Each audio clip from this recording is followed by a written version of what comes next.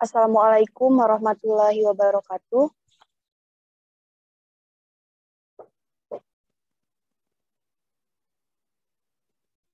Alhamdulillahirabbil alamin. Puji syukur kita panjatkan kehadiran Allah Subhanahu wa taala yang telah memberikan kesehatan dan keamanan sehingga kita dapat mengikuti Zoom pada malam hari ini. Tidak lupa pula salawat beriringkan salam kita sambung sajikan keharibaan Nabi besar Muhammad sallallahu alaihi wasallam. Saya Makfirah Gemasih sebagai MC pada kesempatan hari ini.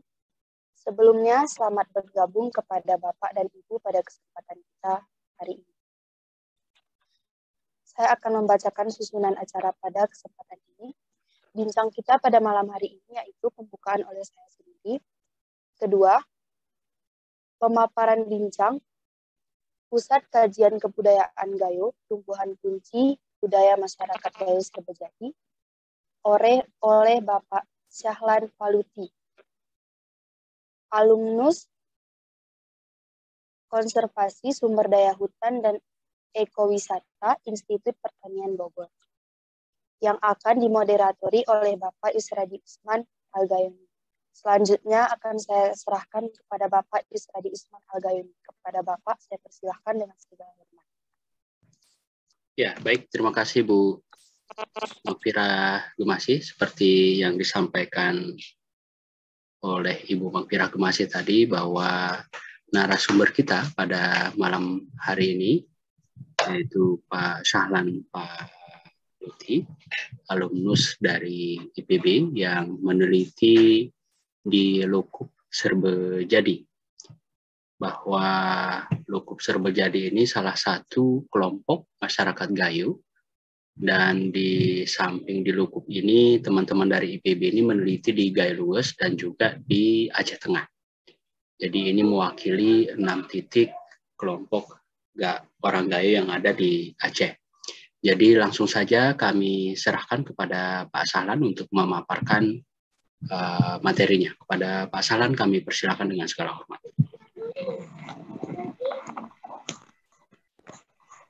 Pak Yusradi, saya izin untuk share screen ya, Bapak Ibu sekalian.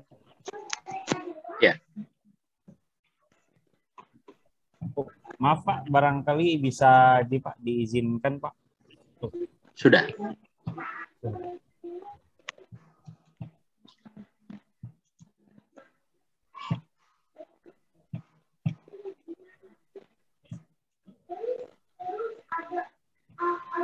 Mohon kepada Bapak Ibu, selain Pak Syahlan untuk memute-kan supaya tidak mengganggu kelancaran Pak Syahlan berpresentasi. Ya, silakan Pak Syahlan. Sudah kelihatan Pak ya? Maaf Pak Ibu, apakah sudah kelihatan ininya? Sudah. Presentasinya sudah. Ya, sudah. Assalamualaikum warahmatullahi wabarakatuh. Waalaikumsalam warahmatullahi wabarakatuh. Alhamdulillahirabbil alamin. Atas rahmat Allah yang Maha Esa kita dapat berkumpul pada malam hari ini dalam kegiatan bincang-bincang terkait kebudayaan Gayo ya, yang diadakan pada hari Rabu tanggal 9 Juni 2022, di mana dilakukan secara online melalui Zoom meeting.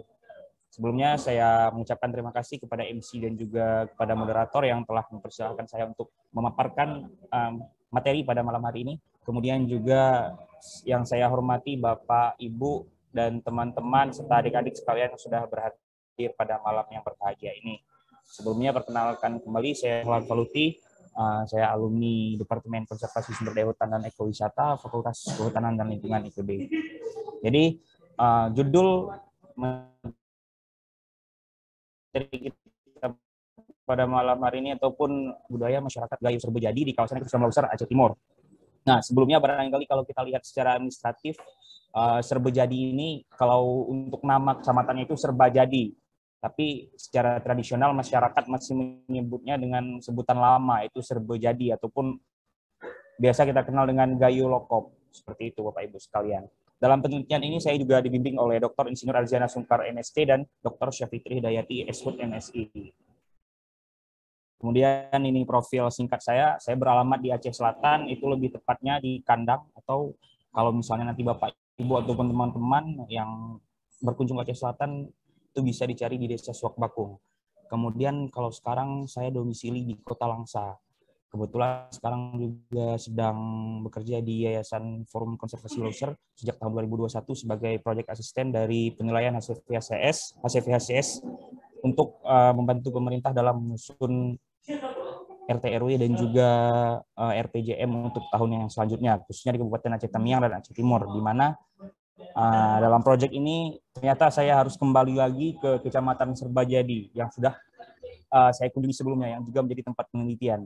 Jadi bisa dibilang ketika saya penelitian, saya berkunjung ke Serbajadi, ke Klokop ataupun Serbajadi, kemudian setelah bekerja ternyata saya kembali lagi. Berarti kalau sudah jodoh itu memang nggak kemana ternyata, Pak. Tetap kita akan kembali ke tempat yang kita datangi tersebut. Kemudian saya juga berkuliah di IPB itu dari tahun 2017 sampai 2021. Saat ini saya sudah menyelesaikan program sarjana itu di Departemen Konservasi Sumber Daya Hutan dan Ekowisata.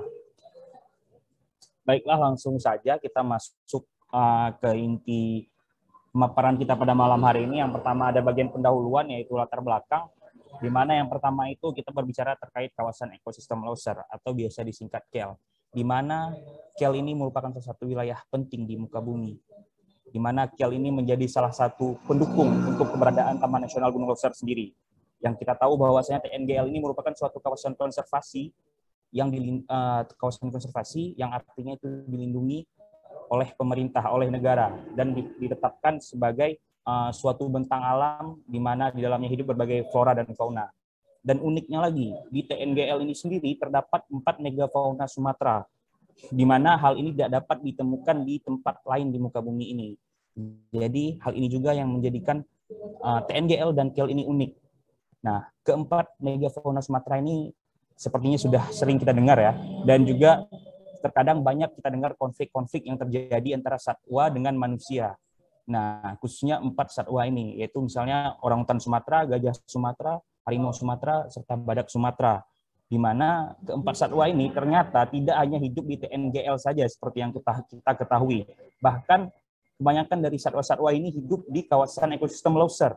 Sebelumnya kawasan ekosistem Loser ini merupakan suatu kawasan yang tidak dilindungi oleh pemerintah. Hanya saja kawasan ekosistem Loser ini memiliki beberapa fungsi-fungsi kawasan seperti fungsi lindung, fungsi produksi, dan yang lainnya.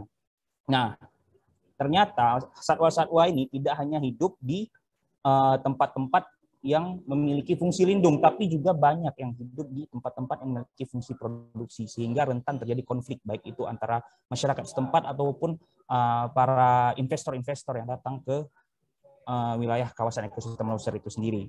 Selain itu, KEL juga memiliki kekayaan flora di dalamnya, di mana kekayaan flora ini dapat kita ketahui bahwasanya dari status KEL ini sebagai situs warisan alam dunia yang merupakan bagian dari Tropical Rainforest Heritage of Sumatra, yang mana ini ditetapkan oleh UNESCO pada tahun 2004. Nah, selain itu, selain bagi satwa, bagi flora, KEL ini juga berperan penting bagi masyarakat yang tinggal di sekitar maupun di dalam KEL ini sendiri, di mana menurut data dari BPS dari 13 kabupaten yang ada di Aceh dan Sumatera Utara itu terdapat sekitar 6.836.186 jiwa masyarakat yang hidup di dalam dan sekitar KEL itu sendiri. Nah, pentingnya KEL ini bagi masyarakat bukan hanya sekedar seperti yang kita tahu untuk memproduksi udara bersih ataupun semacamnya, bukan. Tapi KEL ini juga menjadi suatu kawasan yang dapat memberikan pasokan air yang setiap tahunnya itu tidak kurang dari 1 ton pasokan air dari KEL itu mengalir dan dimanfaatkan oleh masyarakat di sekitarnya. Berangkat daripada itu, Bapak Ibu sekalian, dalam melindungi kawasan ekosistem Loser sendiri, mohon maaf Bapak Ibu yang sebentar Pak Salan, mohon maaf bagi peserta di-mute-kan supaya tidak mengganggu presentasi Pak Sahlan. Yang baru masuk dan sudah bergabung, tolong di-mute-kan dulu, nanti kita buka sesi diskusi. Terima kasih. Silakan dilanjutkan Pak Sahlan. Ya, baik Pak, terima kasih Pak. Jadi untuk melindungi KEL ini sendiri terdapat satu sektor yang itu menjadi atau berperan penting dalam melindungi KEL ini sendiri, khususnya melalui masyarakat yang ada di sekitarnya, yaitu dari sektor kebudayaan, di mana Ramakrishnan pada tahun 2007 yang saya kutip dari terbitan Azmi 2015 itu disebutkan bahwa semakin tinggi suatu keanekaragaman budaya, itu akan semakin tinggi pula keanekaragaman hayati yang terdapat di wilayah sekitarnya. Berangkat dari hal ini dapat kita ketahui bahwasanya sebenarnya budaya masyarakat ini memiliki peran penting untuk melestarikan keanekaragaman hayati. Seperti yang kita tahu dari zaman dahulu, itu masyarakat hidup berdampingan dengan satwa liar. Hampir kita bilang konflik itu jarang terjadi. Namun semakin ke sini dengan kemajuan teknologi, kemudian pertumbuhan penduduk, itu terjadi konflik-konflik yang menyebabkan kerugian antara kedua belah pihak. Kemudian juga dalam spesies-spesies flora dan fauna yang ada di sekitar lokasi itu terdapat misalnya tumbuhan yang dipakai oleh masyarakat. Nah, di mana tumbuhan-tumbuhan yang dipakai oleh masyarakat ini, apabila dia dipakai dalam satu kegiatan kebudayaan, itu akan disebut dengan nama spesies kunci budaya atau disingkat dengan SKB. Nah, kemudian Indrawan dan kawan-kawan pada tahun 2007 juga menyebutkan bahwasanya peran budaya dalam menjaga kelestarian suatu kawasan beserta keanekaragaman hayatinya itu akan lebih tinggi apabila terdapat spesies-spesies yang bernilai penting dalam kebudayaan masyarakat. Nah, hal ini sebenarnya kalau kita pikirkan secara logika memang benar. Ketika masyarakat memiliki kebudayaan yang masih memanfaatkan tumbuhan ataupun hewan dari lingkungan sekitar mereka, tentu masyarakat akan melestarikan tumbuhan dan hewan ini. Sehingga kebudayaan ini disebutkan dapat melestarikan keanekaragaman hayati yang terdapat di sekitarnya. Nah, kemudian yang terakhir, untuk latar belakang, kenapa saya memilih suku Gayo? Yang pertama, itu berdasarkan temuan arkeologi, suku Gayo ini merupakan salah satu manusia pertama di Pulau Sumatera. Itu berdasarkan data yang saya dapat dari Fasya, terbitan dari Fasya 2018, dan juga sudah saya verifikasi kemarin kepada Bapak Yusradi juga sebagai yang saya dapat informasi bahwasanya beliau merupakan narasumber dari penelitian ini. Mungkin nanti Pak Yusradi bisa menambahkan setelah ini, Pak. Kemudian juga salah satu komunitas masyarakat yang tinggal berdampingan dengan KEL yaitu subsuku Gayo, yaitu Gayo Serbejadi di Kabupaten Aceh Timur ataupun Gayo Lokop, di mana Gayo Lokop ini merupakan salah satu kelompok masyarakat suku Gayo yang bisa kita bilang terisolir dari suku-suku Gayo yang lainnya. Di mana misalnya suku Gayo yang ada di Gayo Luas, yang ada di Aceh Tengah, yang ada di Benar Meriah, itu mendapatkan akses, khususnya akses jalan itu mudah untuk dilalui. Namun Gayo Lokop ini sampai sekarang alhamdulillah sudah mulai pengerjaan oleh pengerjaan multi years yang sedang berjalan sekarang ini yang dari provinsi, itu sudah mencapai tahap perataan jalan tapi belum diaspal. Nah, alhamdulillah juga ini sangat membantu masyarakat untuk membawa hasil pertanian. Karena sebelumnya itu bisa kita bilang masyarakat mengeluarkan biaya yang besar untuk membawa hasil pertanian mereka. Belum lagi di tempat ini juga terdapat banyak destinasi-destinasi wisata seperti air terjun, sumber air panas, sungainya juga memiliki pemandangan yang luar biasa, yang dahulunya itu jarang dikunjungi orang, tapi akhir-akhir ini sudah mulai ramai masyarakat yang masyarakat dari wilayah pesisir di Aceh Timur itu naik ke atas ke Lokop untuk menikmati spot-spot wisata yang ada di sana. Hal ini juga saya dapatkan ketika saya berkegiatan setelah menyelesaikan penelitian ini, bahwasanya itu kemarin Bapak Ibu sekalian perlu saya sampaikan, seperti momen Idul Fitri kemarin itu masyarakat di sana itu luar biasa ramainya, bahkan seperti jalanan di perkotaan menurut informasi, karena cukup padat. Ini juga merupakan salah satu efek dari keterbukaan akses yang selama ini memang benar menjadi suatu aspek yang berperan penting dalam memajukan suatu kelompok masyarakat. Kemudian ini adalah tujuan dan manfaat dari penelitian yang telah saya lakukan, yaitu tujuannya mengidentifikasi jenis, endotaksonomi, dan sumber tumbuhan kunci budaya masyarakat Gayo Serbejadi, di mana nanti etnotaksonomi akan saya jelaskan di slide selanjutnya. Kemudian manfaatnya, penelitian ini diharapkan dapat menjadi sumber informasi dan data terbaru pada bidang kebudayaan, konservasi tumbuhan, khususnya di kawasan ekosistem Lauser, dari Kecamatan Serbajadi, Kabupaten Aceh Timur. Ini merupakan peta dari Kecamatan Serbajadi sendiri. Ini yang berwarna kuning adalah Kecamatan Serbajadi, yang berwarna hijau ini adalah kawasan ekosistem Lauser, dan yang berwarna ungu ini adalah Taman Nasional Gunung Lauser. Jadi terlihat Bapak Ibu sekalian bahwasanya wilayah Kiel ini berada di luar dari Taman Nasional Gunung Lauser sendiri. Namun walaupun dia di luar dari TNGL, Kiel ini cukup memiliki peran penting bagi masyarakat di sekitarnya.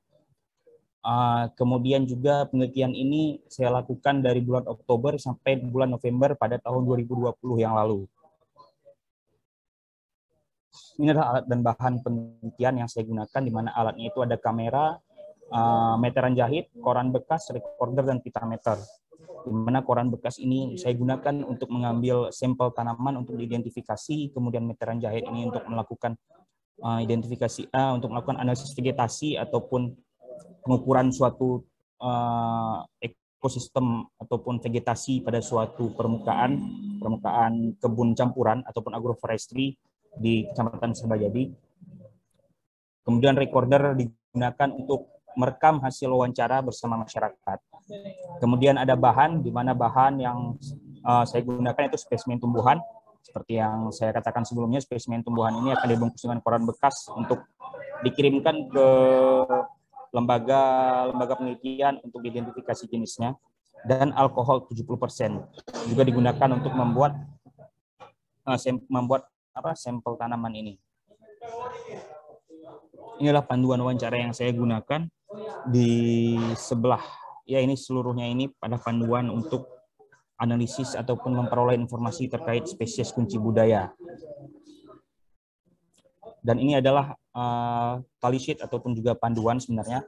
Yang ini free listing, di mana free listing ini digunakan untuk memperoleh enotaksonomi dari tumbuhan-tumbuhan yang ada di kebudayaan masyarakat Gayo Serbajadi. Dan ini tally sheet analisis vegetasi, ini digunakan untuk menganalisis suatu tutupan lahan yang ada di lokasi penelitian. Ini adalah dua versi kamus yang saya gunakan untuk mencari informasi terkait arti dari bahasa nama-nama lokal tumbuhan dalam bahasa Gayo ke bahasa Indonesianya. Ini adalah metode pengumpulan data. Yang pertama itu ada wawancara untuk mengidentifikasi spesies ataupun tumbuhan kunci budaya. Untuk penentuan narasumber saya menggunakan teknik snowball ataupun kalau kita artikan dalam bahasa Indonesia bola salju, di mana konsep dari teknik penentuan narasumber ini yaitu kita memulai wawancara dari individu dengan usia paling tua atau yang memiliki jabatan tertentu di lingkup Kecamatan Serbajadi. Ini yang saya gunakan. Kenapa saya mengambil individu dengan usia paling tua? Itu asumsinya mereka memiliki informasi yang lebih banyak terkait kebudayaan, terkait tumbuhan yang telah mereka gunakan selama mereka hidup di sana. Kemudian kenapa memilih masyarakat dengan jabatan tertentu? Karena biasanya masyarakat dengan jabatan tertentu itu memiliki pengetahuan yang lebih dalam kebudayaan, sehingga nantinya dari orang-orang ini, dari individu-individu ini, saya akan menanyakan narasumber mana selanjutnya yang bisa saya kunjungi untuk mendapatkan informasi-informasi yang lebih lengkap terkait tumbuhan kunci budaya itu sendiri. Kemudian untuk menentukan etnotaksonomi, saya menggunakan teknik wawancara free listing, di mana ini digunakan untuk mengumpulkan informasi pengetahuan tradisional dan kebahasaan secara cepat dan efisien. Adapun ketentuan yang saya gunakan ini saya adopsi dari Hudayati et al. 2017, yaitu narasumber harus berusia minimal 55 tahun. Mengapa 55 tahun? Karena masyarakat yang berusia di atas 55 tahun itu dianggap memiliki pengetahuan yang lebih banyak terkait tumbuhan dan kebudayaan. Kemudian narasumber juga terdiri dari 8 orang laki-laki dan 8 orang perempuan dengan total 16 orang. Nah, ini asumsinya yang digunakan di sini dengan jumlah yang sama antara laki-laki dan perempuan, ini diasumsikan keduanya memiliki pengetahuan yang sama terkait tumbuhan. Kemudian narasumber juga akan diminta menyebutkan 25 tumbuhan pangan secara bebas. Nah, ini kenapa 25 tumbuhan pangan? Karena berdasarkan penelitian yang telah dilakukan sebelumnya, itu masyarakat mampu menyebutkan sebanyak 31 nama tumbuhan pangan dalam proses free listing ini. Dan dari 31 ini terdapat 25 yang menjadi highlight paling utama ataupun tumbuhan yang memiliki peran penting lah ya. 25 ini. Makanya saya mengambil hanya 25 tumbuhan pangan. Kemudian untuk analisis vegetasi ini menggunakan petak contoh yang dilakukan ataupun dipilih secara purposive sampling, di mana petak-petak ini dibagi ke dalam 4 sub petak, di mana petak pertama itu berukuran 20 kali 20 meter, kemudian di dalamnya dibuat lagi yang berukuran 10 kali 10 meter, dan di dalamnya ada lagi 5 kali 5 sampai 2 kali 2, di mana yang 20 kali 20 ini menggunakannya untuk mengidentifikasi keberadaan pohon, kemudian 10 kali 10 untuk mengidentifikasi keberadaan tiang, yang 5 kali 5 untuk pancang, serta 2 kali 2 untuk semai dan tumbuhan bawah seperti rerumputan. Kemudian inilah metode analisis data. Yang pertama untuk menganalisis tumbuhan kunci budaya itu menggunakan indikator yang saya modifikasi dari WELO 2008, di mana indikator tersebut yaitu yang pertama pemanfaatan tumbuhan dalam upacara atau ritual adat, pemanfaatan tumbuhan sebagai barang ekonomi dan intensitas produksinya, keterkaitan tumbuhan pangan dengan nilai sejarah, penggunaan tumbuhan dalam lagu, tarian, ataupun simbol-simbol, kemudian potensi pemanenan, dan substitusi dalam pemanfaatannya, di mana sistem untuk menganalisisnya itu menggunakan sistem pemberian skor, di mana yang ada di sini ada 3 skor yang saya berikan. Yang pertama itu penggunaan spesies sesuai indikator ataupun terdapat dalam 2 unsur atau lebih. Misalnya kan ini ada poin yang keempat, ada dalam tumbuhan itu digunakan dalam lagu, tarian, atau simbol-simbol. Jadi jika tumbuhan itu terdapat dalam semua aspek ini, dalam lagu, tarian, ataupun simbol-simbol, itu akan memiliki skor 2. Kemudian apabila dia hanya digunakan dalam satu aspek, itu akan diberi skor 1. Dan apabila spesies itu tidak digunakan sama sekali, itu akan diberikan skor 0. Seperti itu. Dan hasilnya nanti tumbuhan yang akan menjadi ataupun dikelompokkan menjadi tumbuhan kunci budaya itu adalah yang memiliki skor minimal lebih dari atau sama dengan 7, di mana hal ini saya simpulkan berdasarkan lebih dari setengah poin total. Poin totalnya ada 12, di mana jika 6 poin ini, jika setiap tumbuhan itu jika suatu tumbuhan memperoleh nilai 2, jadi jika dijumlahkan akan berjumlah 12. Nah, dari 12 ini saya ambil yang melewati setengah dari 12 ataupun 6, yaitu 7, itu akan termasuk dalam kelompok tumbuhan kunci budaya, seperti itu. Kemudian ini ada metode analisis data, ini lanjutan dari yang tadi. Untuk etnotaksonomi, ini nama lokal tumbuhan ini akan dikumpulkan dengan metode free listing terhadap 16 responden. Kemudian etnotaksonomi dianalisis mekanisme penamaannya berdasarkan ekologi, morfologi, kualitas, dan kegunaan. Ini akan saya bahas juga nanti. Kemudian ada analisis vegetasi, ini dilakukan pada kebun campuran ataupun agroforestry masyarakat dengan jumlah sebanyak 5 petak contoh. Ini hanya untuk mengambil gambarannya saja bagaimana kondisi kebun masyarakat yang terdapat di sana. Kemudian juga data dianalisis menggunakan indeks nilai penting, indeks keragaman jenis, indeks dominasi, dan indeks kemerataan jenis. Kemudian ini ada metode lanjutan dari analisis vegetasi, ini adalah untuk rumus untuk menghitung indeks nilai penting, kemudian ini untuk indeks keragaman jenis, yang ini untuk indeks dominansi, dan yang terakhir ini untuk indeks kemerataan jenis. Nah, selanjutnya kita masuk ke dalam bagian hasil dan pembahasan, di mana pertama ini kondisi umum lokasi penelitian. Kecamatan Serbajadi ini berdasarkan BPS dari Kabupaten Aceh Timur pada tahun 2019 memiliki luas sebesar 216.566 hektar. Kemudian penamaan Serbajadi sendiri itu berasal dari kata serbe, yang artinya segala jenis, dan jadi yang artinya hidup atau tumbuh. Sehingga Serbajadi dapat kita artikan sebagai daerah di mana segala jenis tumbuhan dapat tumbuh subur di tempat tersebut.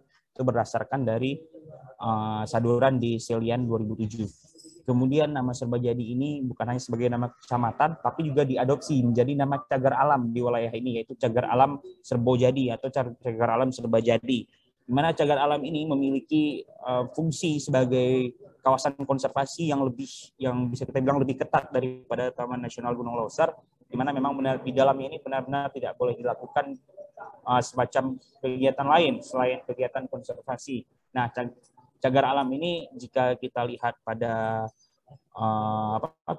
pada wilayahnya itu terdapat di Kecamatan Simpang Jernih, di mana di Simpang Jernih juga itu terdapat masyarakat Gayo Serbajadi ataupun Gayo Lokop di sana.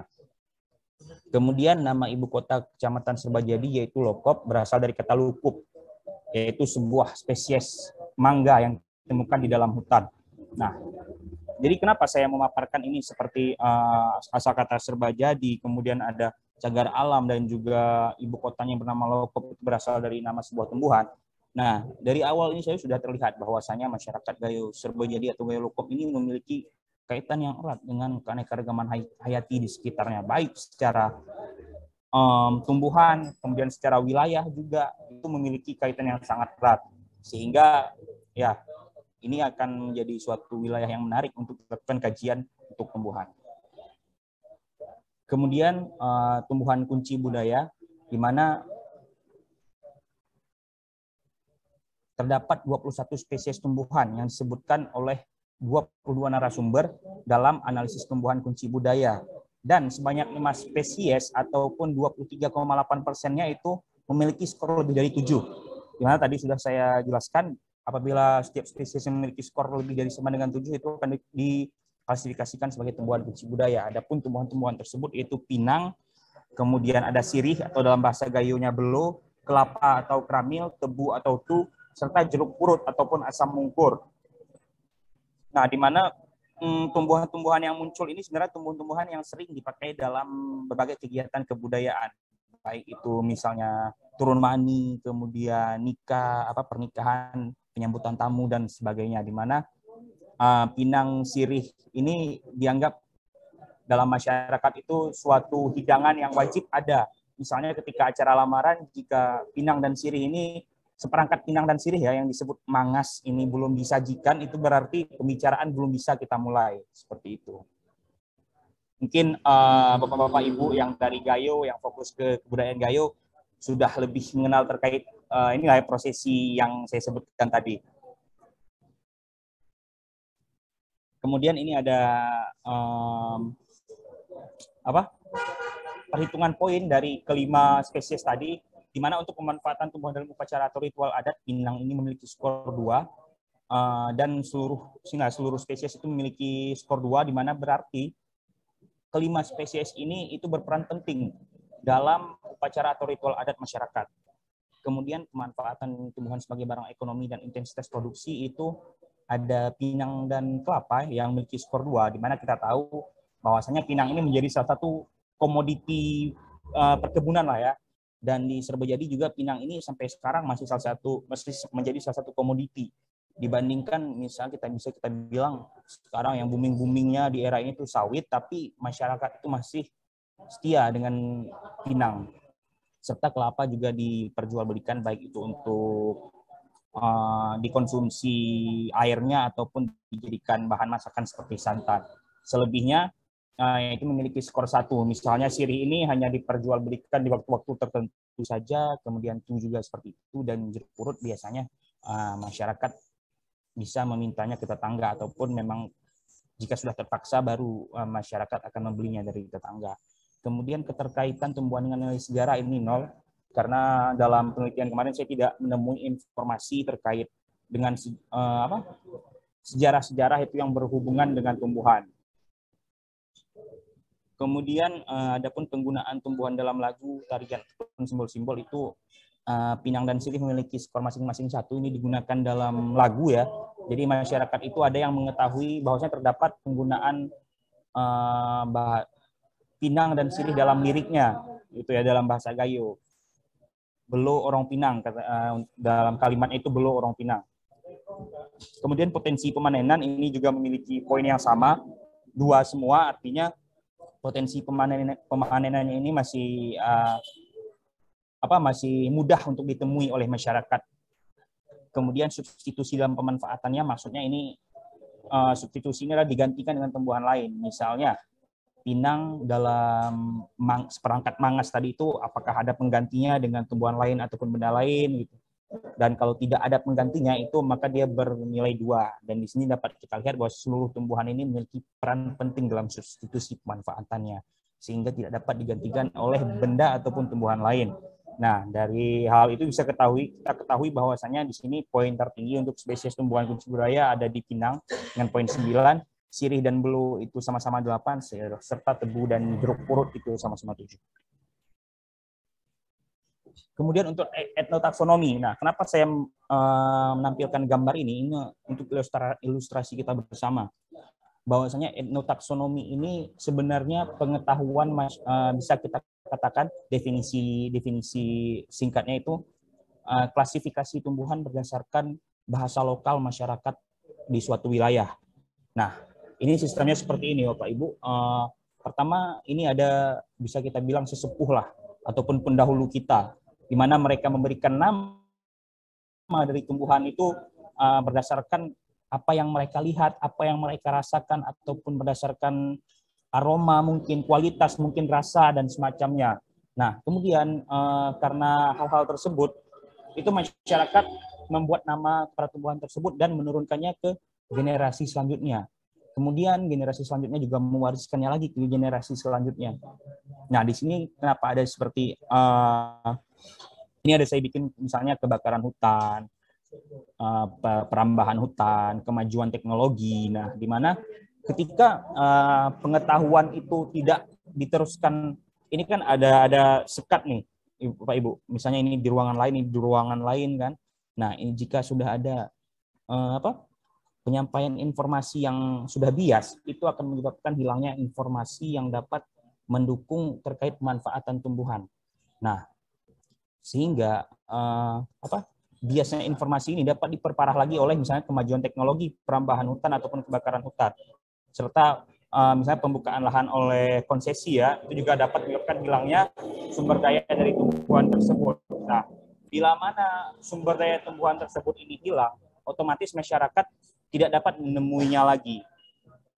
Jika masyarakat tidak dapat menemuinya lagi, otomatis masyarakat tidak menggunakannya lagi misalnya sebagai obat-obatan, kita bilang. Tidak menggunakannya lagi sebagai obat-obatan. Otomatis dengan itu juga nama tumbuhan tersebut lama-lama akan terlupakan. Sehingga nantinya ketika generasi muda, ini generasi muda yang sekarang menemui tumbuhan tersebut, itu tidak tahu lagi apa namanya. Jika kita sudah tidak tahu, tidak tahu lagi namanya dalam bahasa lokal ini ya. Jika kita tidak lagi mengetahuinya dalam bahasa lokal, otomatis manfaat yang telah dibuat oleh pendahulu kita dalam bahasa lokal itu juga tidak akan kita mengerti, karena kita tidak mengenalnya lagi dengan bahasa lokal kita sendiri. Jadi ini dapat menggambarkan seberapa penting, sebenarnya sangat penting ya bahasa lokal ini dalam mengetahui ataupun melestarikan keanekaragaman hayati yang ada di suatu wilayah.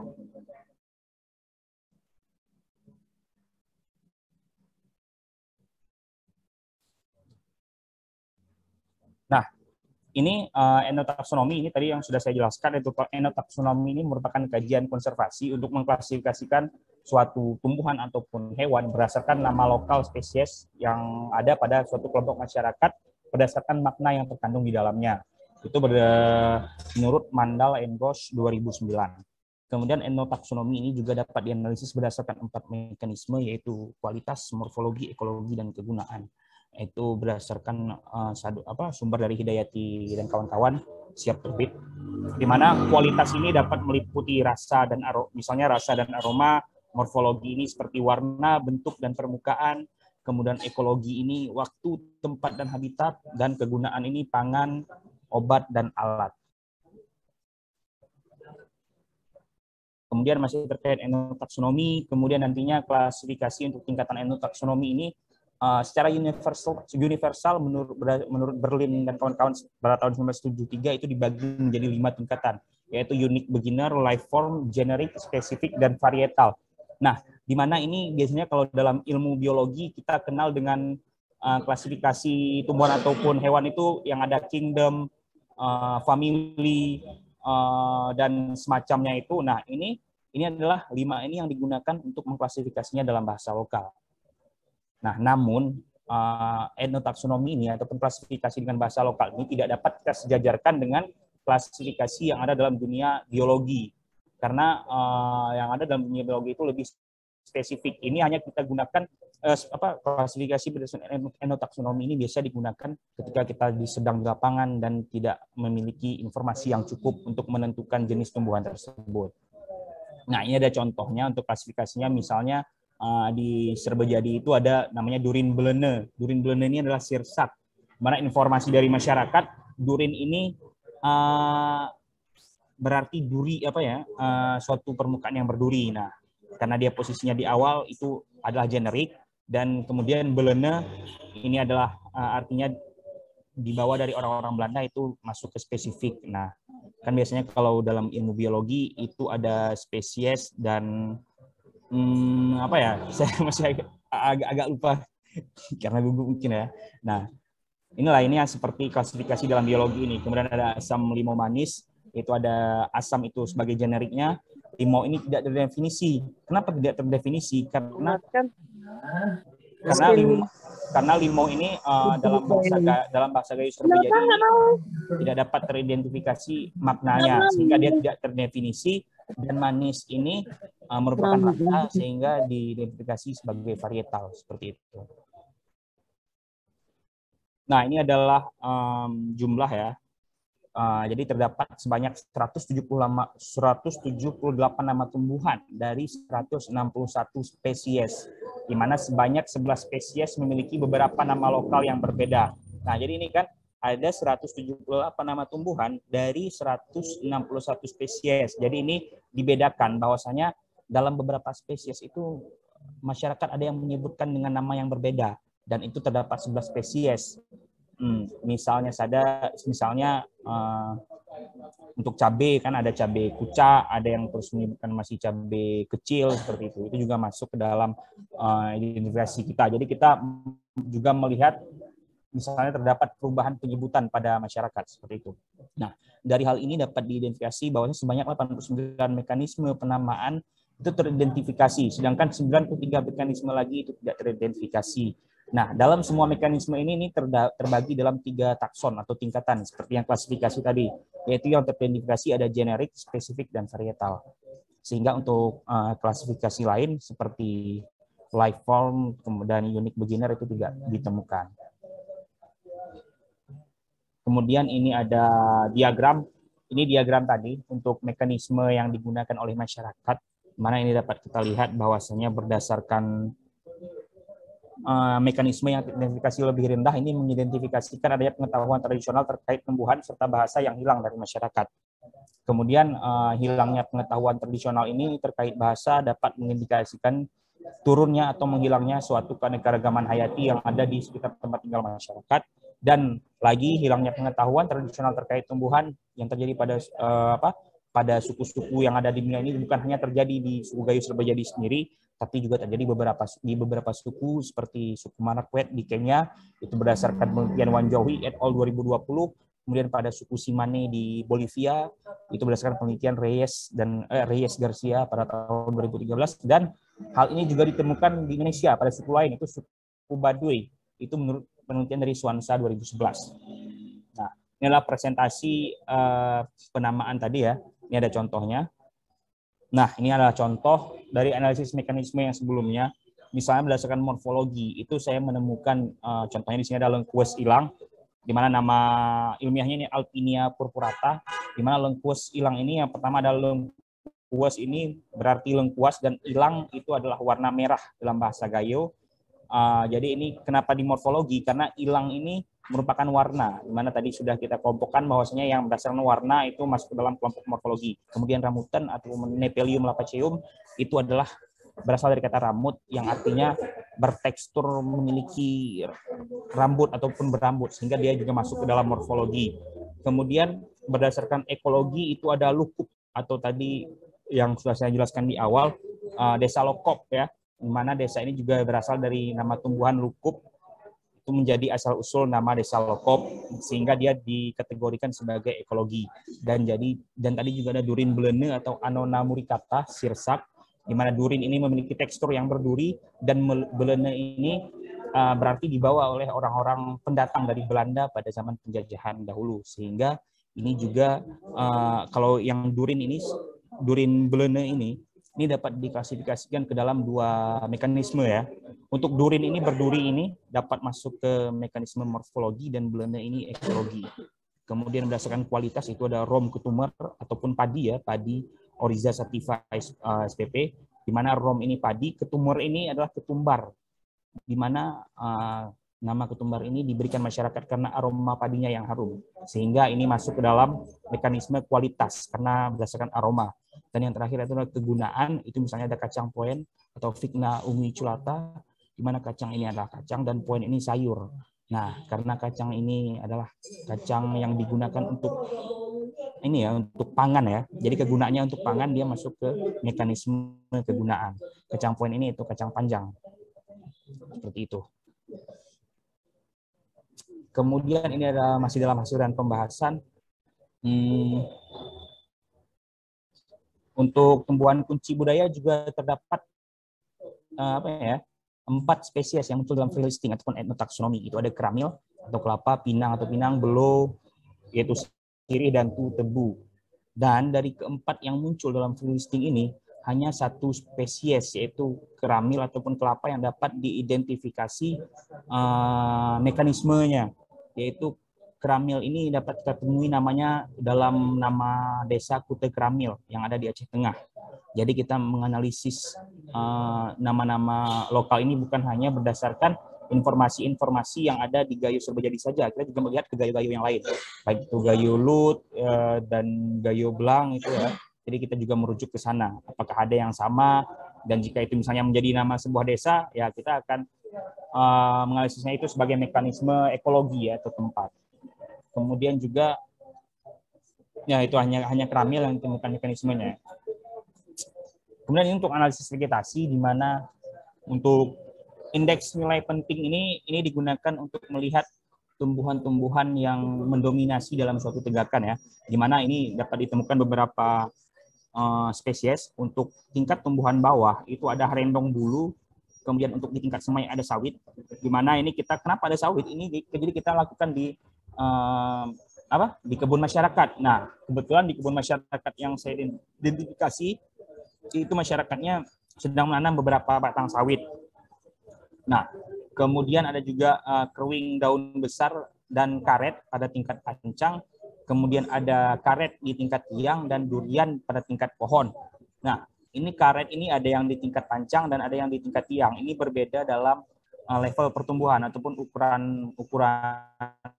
batangnya ya. Jadi yang ini masih dalam kategori pancang dan ini yang ada dalam kategori tiang.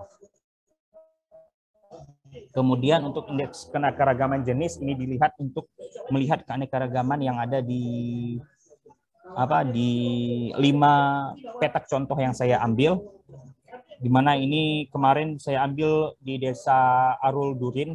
Semua petak contohnya saya ambil di Desa Arul Durin. Ini mempertimbangkan kondisi juga, di mana kita mengunjungi kebun-kebun yang ada pemiliknya ya, sehingga dapat memudahkan kita dalam masalah perizinan dan juga ya lebih enak kita untuk menjelaskannya.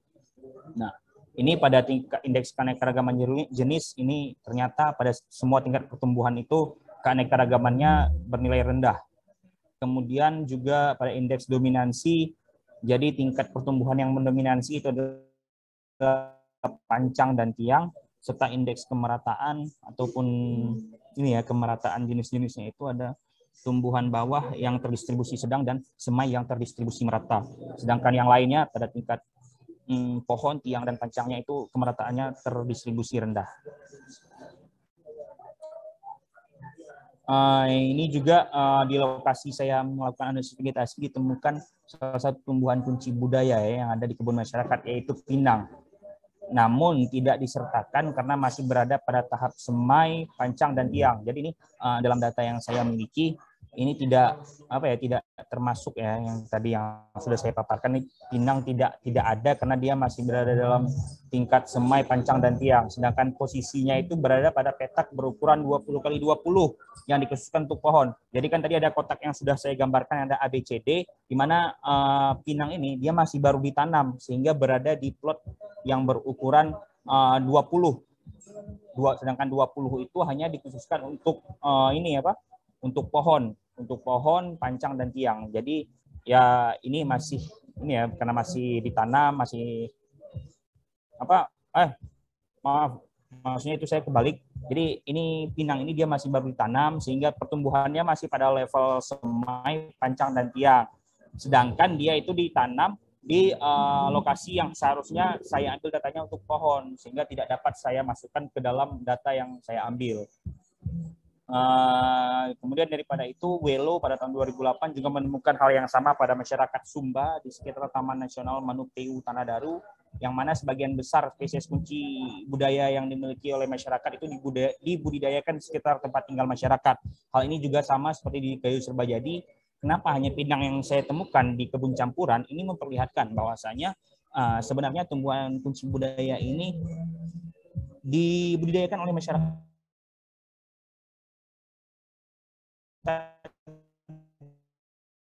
di sekitar tempat tinggal mereka, di lingkungan mereka,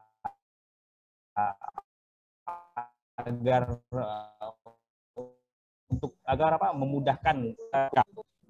Kemudian Harmatan Serbajadi, sehingga perlu dikendalikan populasinya di masa depan untuk menghindari tekanan yang dapat terjadi terhadap kelestarian kawasan ekosistem Leuser itu sendiri. Di mana di sini masyarakat secara besar-besaran itu membuka lahan untuk membudidayakan pinang. Nah, di mana ini juga perlu dilakukan sosialisasi atau pemberian pemahaman kepada masyarakat bahwasanya sebaiknya misalnya tidak menanam tumbuhan hanya satu jenis saja, karena ini juga akan mempengaruhi seperti kemampuan tangkapan air oleh tumbuhan tersebut di wilayah tersebut. Karena di Serbajadi ini kondisi topografinya ini ada yang seperti lembah dan ada juga yang di pinggir sungai, jadi sangat rentan ya jika hujan terjadi dan air itu meluap. Nah, jika tidak ada vegetasi yang mampu untuk membendungnya, itu ya bisa berisiko terjadi banjir lah ya. Apalagi di Kecamatan Serbajadi ini juga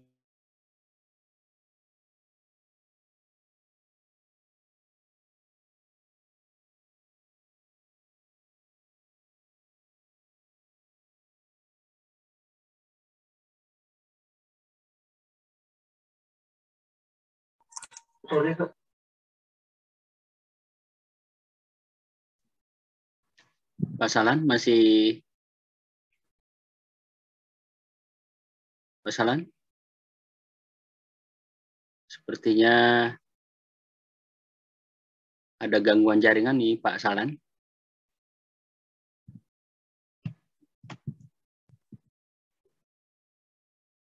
Ya, Pak Salan?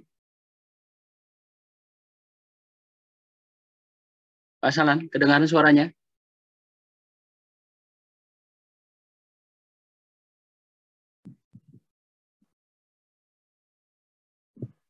Coba saya kontak dulu by phone Pak Salan ya. Sepertinya ada kendala jaringan di Aceh Selatan.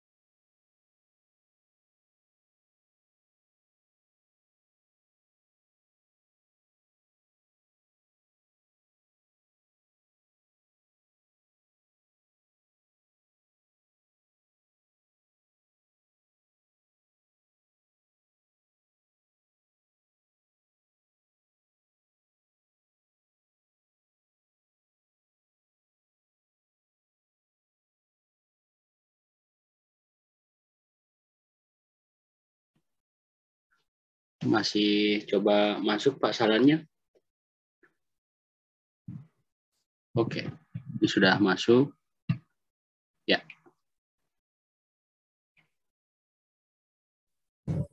Ya, Assalamualaikum Pak Salan. Waalaikumsalam Pak ya Pak. Tadi ada kesalahan sinyal Pak ya. Ya, siap. Selamat masuk kembali. Ya. Sebelum lanjut silakan ngopi dulu sambil makan mie Aceh. Ya. Tahu aja Bapak nih Pak, lagi di warung nih Pak. Iya. Bapak Ibu yang lain juga tadi sempat dibikin panik karena Pak Salam rupanya tadi ngambil mie Aceh dia. Ya, sambil mendengarkan Pak Salam presentasi, silakan di rumah masing-masing nikmati kopi yang ada, pisang goreng kami persilakan. Ya, lanjut Pak Salam. Baik. Ya, ini juga tadi sudah saya sampaikan terkait analisis vegetasi. Nah, ini ternyata tadi saya mau menyampaikan simpulan, sudah mau mencet slide selanjutnya, tapi malah keluar tadi karena ada kesalahan sinyal kan. Jadi dari penelitian ini ada beberapa hal yang dapat saya simpulkan. Yang pertama itu terkait spesies yang menjadi tumbuhan kunci budaya pada masyarakat Gayo Surbejadi itu ada pinang, sirih, kelapa, dan tebu dan jeruk purut. Kemudian semua tumbuhan kunci budaya ini digunakan dalam berbagai acara kebudayaan oleh masyarakat dan tidak dapat digantikan oleh spesies ataupun barang lain. Bahkan sirih dan pinang sendiri itu harus digunakan dan wajib ada pada setiap acara kebudayaan yang ada di Gayo Surbejadi itu sendiri. Di mana ini tadi yang disebut dengan seperangkat mangas oleh masyarakat. Kemudian keberadaan tumbuhan kunci budaya juga mudah ditemukan karena dibudidayakan oleh masyarakat itu di sekitar tempat tinggal dan juga populasinya yang tidak mengalami penurunan yang signifikan. Memang berdasarkan keterangan masyarakat itu mengalami penurunan tapi tidak terlalu signifikan sehingga masih bisa diperoleh dengan mudah. Yang kedua itu masyarakat dari Gayo Surbejadi dapat kita ketahui memberikan nama tumbuhan pangan itu berdasarkan karakteristik morfologi, ekologi, kualitas, serta kegunaan. Ini yang seperti yang kita temukan tadi ya, ada yang berdasarkan mekanisme morfologi, ekologi, kualitas, dan kegunaan. Kemudian identifikasi mekanisme ini, identifikasi mekanisme penamaan tumbuhan pangan ini mengindikasikan adanya kehilangan pengetahuan tradisional dan bahasa yang terjadi pada masyarakat Gayo Surbejadi. Nah, ini di mana tadi terdapat beberapa spesies-spesies yang tidak dapat lagi kita identifikasi maknanya dalam bahasa lokal itu sendiri. Artinya ini gimana ya, kehilangannya ini maksudnya di sini adanya bias informasi yang sudah terjadi antara generasi dahulu dengan generasi yang sekarang, seperti itu.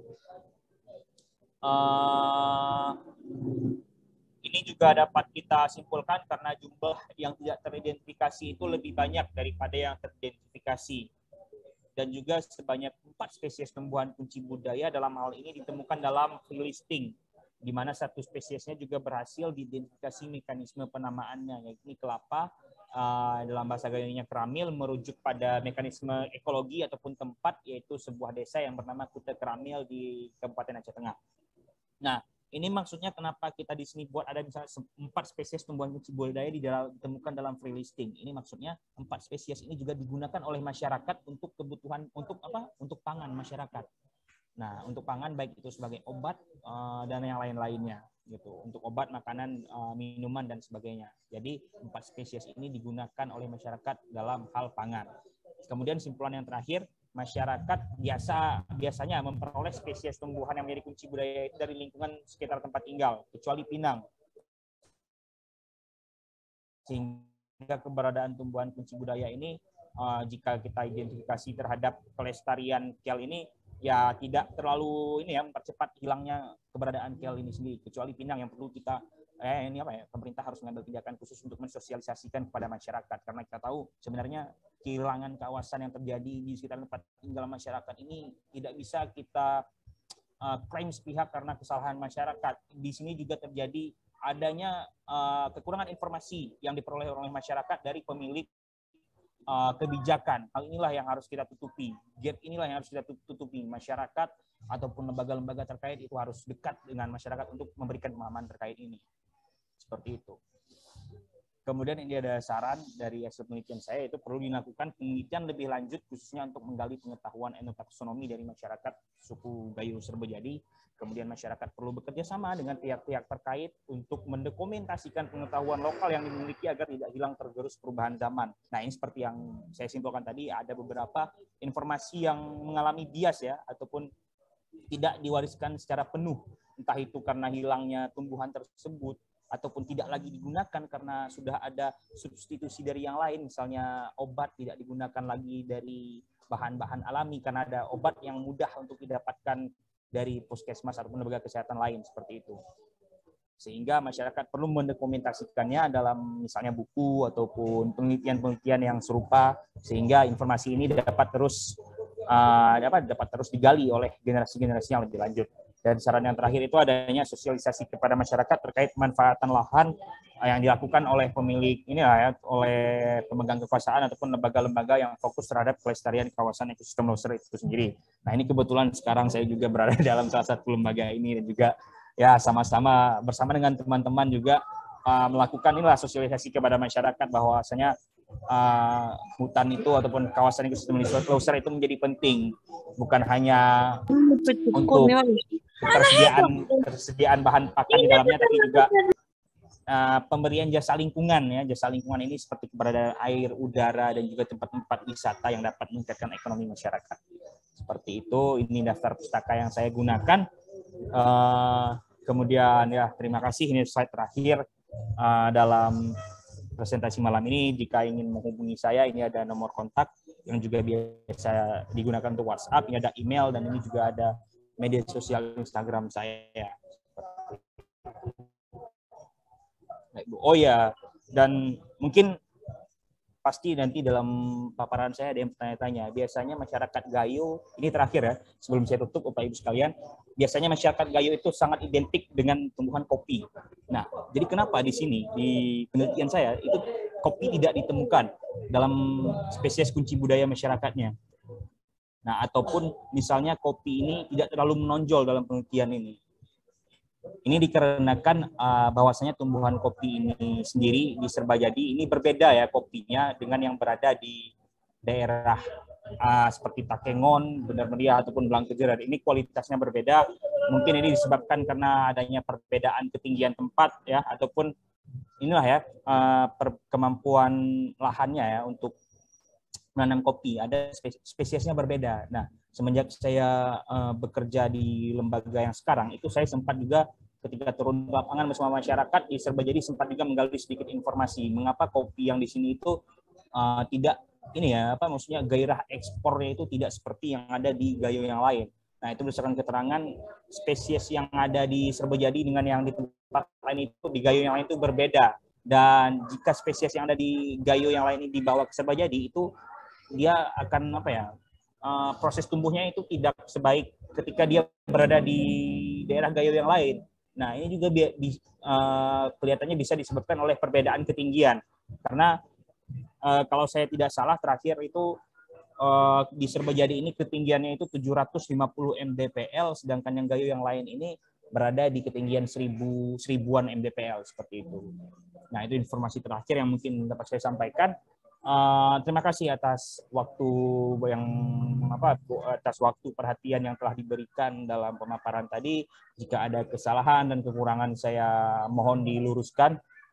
Untuk selanjutnya saya kembalikan kepada Pak Yusradi selaku moderator. Baik, terima kasih Pak Syahlan, Pak Luti atas presentasinya, luar biasa ya. Kita berikan plus Bapak Ibu dari rumah kita masing-masing ya. Ya, ini sangat bersemangat oplusnya ini, terutama Pak Bentara Linge karena sudah ngopi sepertinya ya. Ya, jadi Bapak Ibu tadi sudah disebutkan ya tumbuhan kunci yang ada di Gayo Lukup ini, yaitu ada 5 ya, pinang, belo, daun sirih, keramil, kelapa, kemudian tahu atau tebu, dan mungkur atau jeruk purut. Dan ini memang agak berbeda dengan Gayo yang lainnya, ya tidak terlepas dari tempat tinggalnya yang memang Lukup ini berdekatan dengan, ya posisinya di pesisir Aceh, di pesisir timur utara, yang secara daerah tuturan ini memang daerah Aceh pesisir, dan bahasa yang dipakai di sana itu ya bersinggungan langsung dengan penutur bahasa Aceh yang mayoritas. Juga ke bagian utara selatannya itu ya dekat ke Tamiang, yang itu Melayu ya. Bagian baratnya barulah berbatasan dengan Kabupaten Aceh Tengah, Gayo Luas begitu. Nah, jadi Bapak Ibu, ini menarik sekali perbincangan kita